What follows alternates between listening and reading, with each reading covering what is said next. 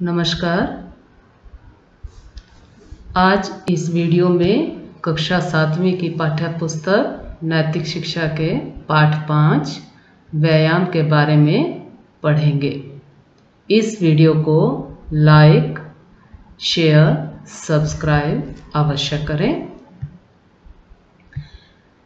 व्यायाम यानी कसरत करना, अभ्यास करना, ऐसी शारीरिक क्रिया करना जिसे करने से हमारे शरीर से पसीना निकले, वह व्यायाम कहलाता है। तो चलिए पाठ शुरू करते हैं।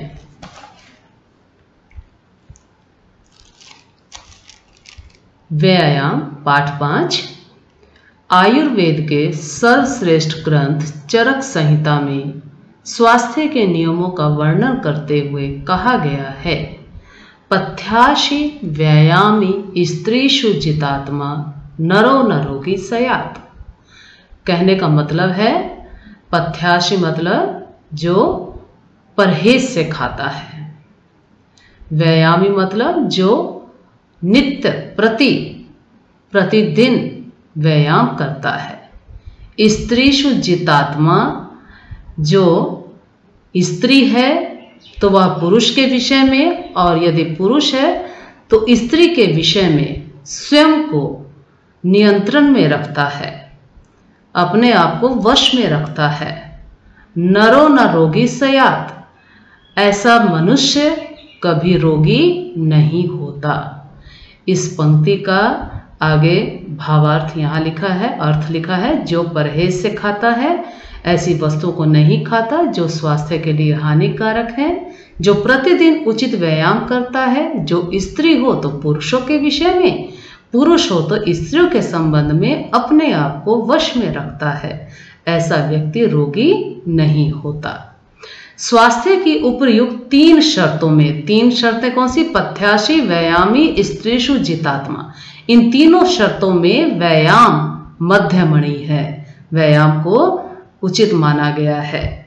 व्यायाम का अभ्यासी यदि किसी धोखे से किसी अपथ्य का सेवन कर बैठे तो उसका वह अपथ्य भी पच जाता है। 2 लड़के थे, व्यायाम को लेकर के 2 लड़कों की कहानी है।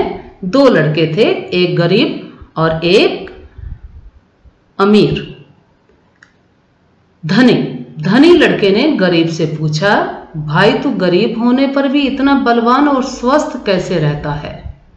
गरीब लड़के ने उत्तर दिया, भाई मेरे यहाँ 2 हल हैं, एक को हम रोज खेत में ले जाते हैं और दिन भर काम में लाते हैं, इस कारण वह बिल्कुल ठीक रहता है। दूसरा जो घर में पड़ा रहता है वह बेकार पड़े रहने के कारण खराब हो गया है। यही भेद हम दोनों में भी है। मैं प्रतिदिन 4 मील दूर अपने खेत पर चला जाता हूँ, वहां दिन भर हल चलाता हूँ, खूब परिश्रम करता हूँ और गहरी नींद सोता हूँ। पर तुम्हें देखता हूँ कि तुम कोई काम अपने हाथ से नहीं करते, सब काम नौकरों से करवाते हो। तुम्हारे नौकर भी तुमसे बलवान हैं, तुम पैदल नहीं चलते, बहुत हुआ तो घोड़ा गाड़ी पर सैर के लिए चले जाते हो, इसी कारण तुम कमजोर रहते हो। शरीर के स्वास्थ्य के लिए व्यायाम आवश्यक है, परिश्रम सहज व्यायाम है, तुमसे वह भी नहीं होता। मतलब व्यायाम का सबसे सरल तरीका है परिश्रम, मेहनत करना, और जिस व्यक्ति से परिश्रम भी नहीं होता तो वह व्यक्ति कुछ भी नहीं कर सकता। व्यायाम स्वास्थ्य के लिए अनिवार्य है। नित्य प्रति व्यायाम करने से शरीर सुडौल बन जाता है। व्यायाम को स्वास्थ्य के लिए बहुत आवश्यक कहा गया है। हर रोज व्यायाम करने से हमारा जो शरीर है वो सुडौल बन जाता है, देह में फुर्ती आती है और काम करने को जी चाहता है। व्यायाम न करने से शरीर दुर्बल बना रहता है, जैसे कि तालाब का पानी एक ही स्थान पर खड़ा खड़ा सड़ जाता है, इसलिए तुम्हें रोज व्यायाम करना चाहिए। तालाब का पानी ठीक उस इंसान के साथ इसकी तुलना की गई है, तालाब के पानी की, जो व्यक्ति कोई काम नहीं करता, केवल बैठे बैठे ही खाता रहता है। उसी तरह तालाब का पानी भी क्या है, एक ही जगह पर खड़े रहने से वो सड़ जाता है। तो इसलिए हमें व्यायाम करना जरूरी है, हमारे लिए व्यायाम करना अति आवश्यक है। जब हम व्यायाम करेंगे तो हमारा काम करने को भी जी चाहता है, हमारे देह में फुर्ती आ जाती है। इसलिए व्यायाम को स्वास्थ्य के लिए अनिवार्य कहा गया है। पढ़ाई लिखाई करने के बाद तुम्हें कुछ देर खेलना कूदना भी चाहिए। अक्सर जो है बच्चे पढ़ाई लिखाई को ज़्यादा तवज्जो देते हैं, ज़्यादा प्राथमिकता देते हैं और खेलने कूदने को कम। लेकिन पढ़ाई लिखाई जितनी ज़रूरी है उतना ही ज़रूरी खेलना कूदना भी है। जो बच्चे केवल पढ़ने लिखने में ही लगे रहते हैं वे बहुत जल्द रोगी हो जाते हैं। इसलिए हमें कुछ समय निकालकर कोई ना कोई व्यायाम अवश्य करना चाहिए। थोड़ी देर के ही लिए सही हमें जो है पढ़ाई लिखाई को छोड़कर थोड़ा खेलना कूदना भी चाहिए, क्योंकि खेलना कूदना भी हमारे शरीर के लिए उतना ही आवश्यक है। जब हम खेलेंगे कूदेंगे नहीं तो हमें पढ़ाई लिखाई में भी कुछ समझ नहीं आएगा। व्यायाम से शरीर के अंग मजबूत होते हैं। आगे क्या कहा गया, व्यायाम करने से हमारा जो शरीर है उसके जो पार्ट्स हैं, बॉडी पार्ट्स, वो मजबूत हो जाते हैं। भोजन ठीक ढंग से पच जाता है और जो भी भोजन हम खाते हैं वो अच्छे तरह से पच जाता है और फिर हमारा काम करने में मन लगता है। संसार में अच्छा स्वास्थ्य अनमोल वस्तु है। और क्या कहा गया है, संसार के अंदर जिसका स्वास्थ्य अच्छा होता है उसके पास सबसे अनमोल वस्तु होती है। जिसकी सेहत ठीक नहीं होती वह बीमार होकर कोई काम नहीं कर सकता। स्वास्थ्य ही अमूल्य धन है और स्वास्थ्य को अमूल्य धन कहा गया है। अमूल्य मतलब जिसका कोई मूल्य ना हो, जिसकी कोई कीमत ना हो। इसलिए स्वास्थ्य बनाए रखने के लिए व्यायाम करना आवश्यक है। व्यायाम करने का सबसे अच्छा समय प्रातः काल है। सबसे अच्छा समय जो है मॉर्निंग को बताया गया है, प्रातः काल को बताया गया है। रोज बाहर शुद्ध हवा में टहलने के लिए जाना भी उत्तम है और हर रोज जब हम शुद्ध हवा में टहलते हैं तो उससे जो है जो बाहर की वायु होती है, शुद्ध वायु होती है, वो हमें स्वस्थ बनाने में अपनी महत्वपूर्ण भूमिका निभाती है। सवेरे खेतों और बागों की सैर करना भी व्यायाम है। इससे बहुत लाभ होता है। हमें सुबह सवेरे खेतों की ओर निकल जाना चाहिए, बागों की ओर चले जाना चाहिए, क्योंकि हरियाली को देख करके हमें जो है राहत मिलती है, हमारी आंखों को सुकून मिलता है। इसलिए जो है सुबह का समय सबसे अच्छा समय कहा गया है व्यायाम करने के लिए। खेलना कूदना भी व्यायाम में शामिल है। व्यायाम में केवल योगा करना, प्राणायाम करना या एक्सरसाइज करना शामिल ही नहीं है, बल्कि उसके साथ साथ खेलना कूदना भी शामिल है। व्यायाम उसे कहते हैं जिससे शरीर के अंगों में गति पैदा हो, जिससे शरीर के अंगों में एक फ्लो आ जाए, एक प्रवाह आ जाए, खून का दौरा बढ़े।